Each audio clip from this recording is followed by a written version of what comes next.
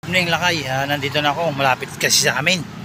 Grabing traffic mula SM North hanggang dito sa Liano. Grabing traffic. Nakatatlong transfer ako, 4 ata na transfer, nasakay para makauwi-uwi lang ng medyo maaga-aga. Pero inabot pa rin ako ng alas 9. Nandito pa rin ako, naglalakad ako sa Whispering Sunriser Avenue. Naglalakad kasi wala ang masakyan na diretso. Grabing traffic. Ayan o, nagbibisikleta na nga lang yung ibang tao kasi grabing traffic talaga. Nagpapatraffic yung uulan, titigil uulan, kaya yun nangyari yung traffic. Maliwanag pa dito Sunriser. Grabe traffic. Alas 9:15 na, lalakad pa rin ako. Dapat ganitong oras nasa bahay na ako dahil wala. Grabe ngayon, kala mo may dinaanan silang baha, hindi mo malaman.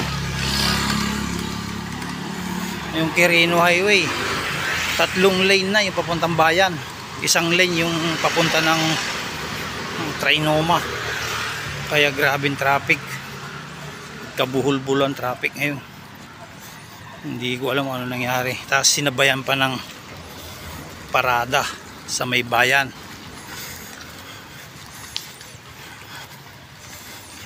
Kaya napakahaba yung traffic, grabe. Lalo sa mula Save More hanggang doon sa may simbahan ng bayan, traffic, grabe. Ayan. Sige lakay, hanggang dito na lamang. God bless, ingat-ingat kayo lagi. Kulang dito sa bahay, 9:30 ng gabi. Dapat mga 7:45 nandito na ako Kaso grabing traffic. Mula Trinoma, bumaba ako sa Uyo. Tapos sa Uyo to Bayan. Bayan to Silanganan. Tapos Silanganan to Sunriser. Tapos Sunriser hanggang dito sa bahay, nilakad ko na lang. Kasi grabing traffic talaga. Yung mga ibang sasakyan. Yung Quirino Highway, dalawang magparehas kabilaan, 2 lane lang. Nagiging 3 na yung papunta ng yung bayan. Yung papunta ng Trinoma, 1 way na lang. Grabing traffic talaga.